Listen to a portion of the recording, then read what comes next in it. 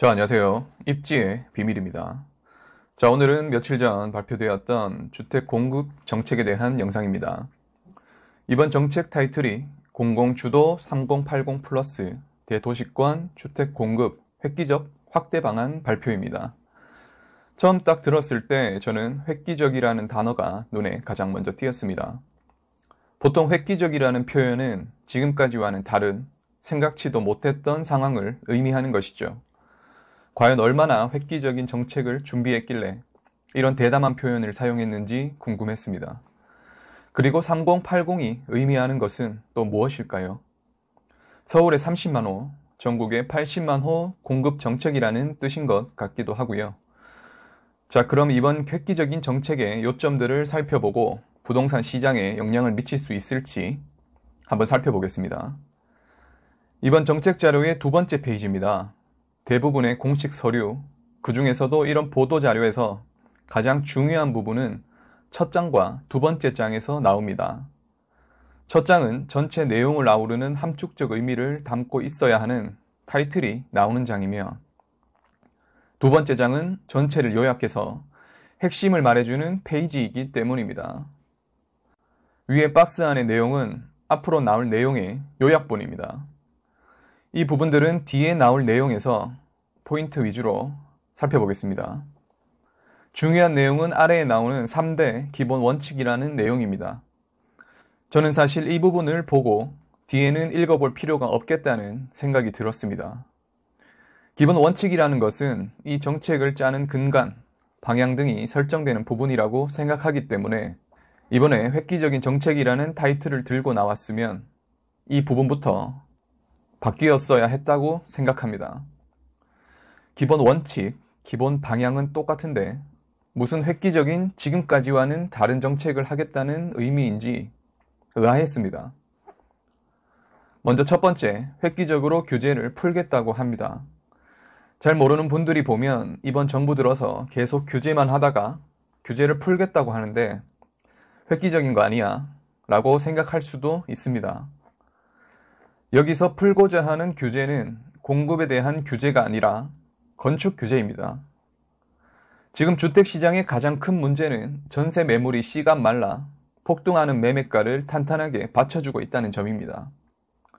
전세 매물이 없으니 전세 호가는 계속 올라가고 사회초년생이나 신혼부부들은 감당할 수 없는 소위 연끌을 하여 전세를 들어가거나 집을 사게 됩니다. 이러한 문제는 전세가 귀하기 때문이죠. 해결은 전세를 흔하게 만들면 됩니다. 집주인들이, 다주택자들이 전세 물량을 시장에 내어놓는 방법을 모색해야 합니다. 규제를 풀던 혜택을 주던 말이죠. 그저 집주인을 사회 악으로 내몰 것이 아니라 전세가 시장에 나올 수 있도록 해야죠. 건축 규제를 풀어서 될 게 아닙니다. 그리고 과도한 기부 체납을 완화하고 재건축 초과이익 부담금도 받지 않는다고 하는데 앞에 아주 중요한 문구가 있죠. 바로 공공과 함께 한다면 이 부분이 굉장히 무서운 문장이죠. 공공과 함께 하면 혜택을 주고 안 하면 안 주겠다는 말이죠. 혜택을 받고자 공공과 함께 하면 뒤에 나오겠지만 소유권도 뺏기고 이익도 공유해야 합니다. 실효성이 과연 있을까요? 두 번째는 공공주도로 절차를 대폭 간소화한다고 합니다. 사업기간을 5년 이내로 단축하겠다고 합니다. 집을 짓는 데만 3년, 4년 걸리는데 언제 부지 확보하고 토지 보상 끝내고 이주민 문제 처리하고 분양하고 하나요? 그렇다고 집을 날림으로 1년 만에 지을 건 아니잖아요. 그리고 그렇게 쉽게 사업기간을 단축할 수 있다면 지금은 일부러 허가를 늦게 내줬나요? 아니면 이렇게 쉽게 없애도 되는 절차들을 의미 없이 처리해오고 있는 건가요? 세 번째로는 이익은 함께 공유한다고 합니다. 기본 원칙 자체가 이익을 공유한다고 하는데 건설사나 토지주가 쉽게 참여를 할까요? 그리고 이렇게 이익을 공유하는 시스템 자체가 자유민주주의 속에 살고 있는 건 맞는지 의문을 갖게 합니다. 사실 여기까지만 보아도 기본 원칙 자체가 이러하기에 뒤에 나오는 정책들은 크게 의미가 없습니다. 다음 페이지에서는 주택가격 상승을 초저금리와 국민들의 불안 심리가 만들었다고 하네요.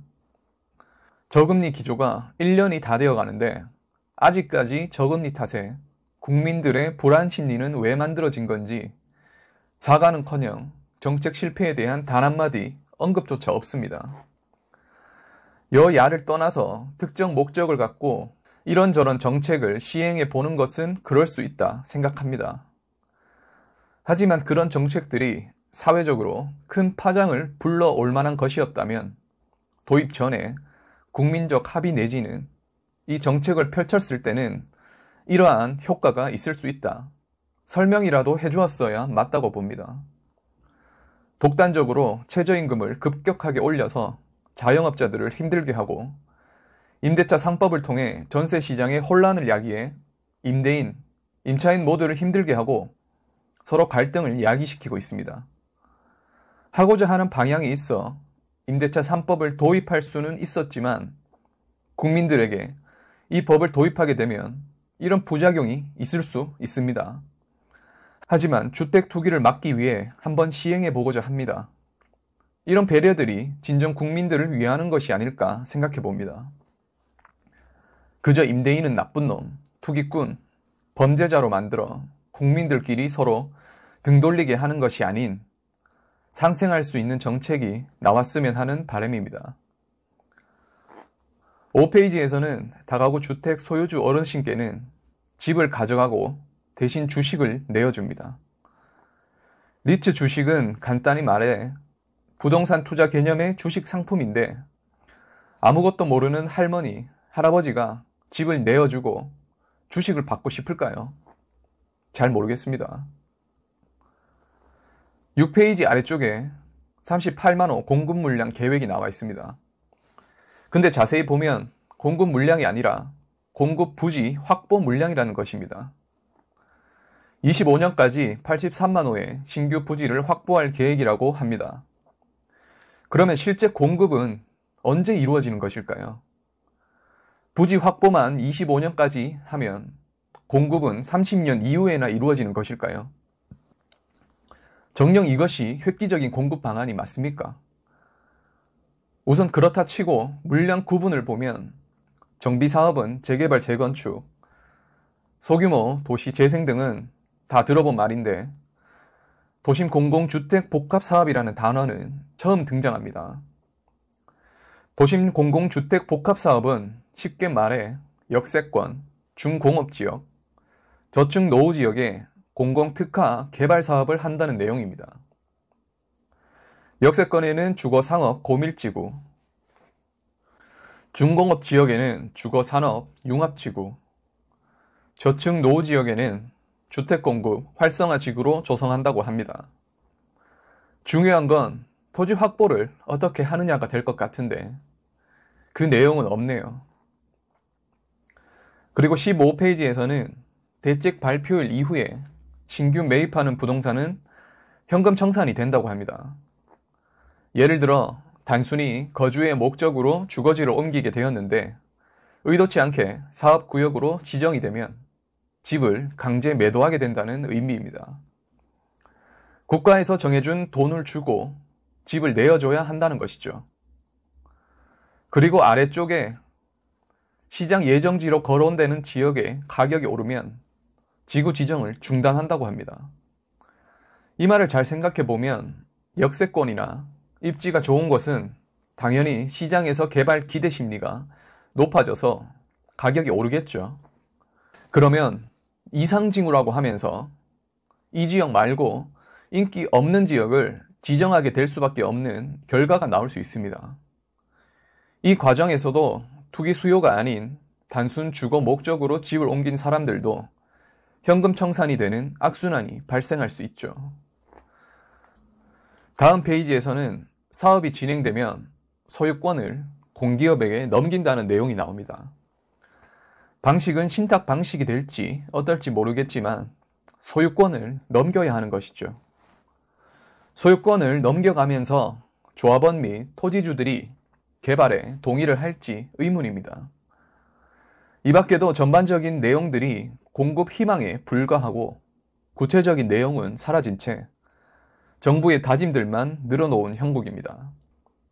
당장 2025년까지 공급하겠다도 아니고 공급 부지 확보라고 하니 먼 미래 이야기가 되는 것 같기도 합니다. 그리고 가장 중요한 지금 당장의 집값 문제, 전세 문제는 어떻게 해결할지에 대한 방안이 보이질 않습니다.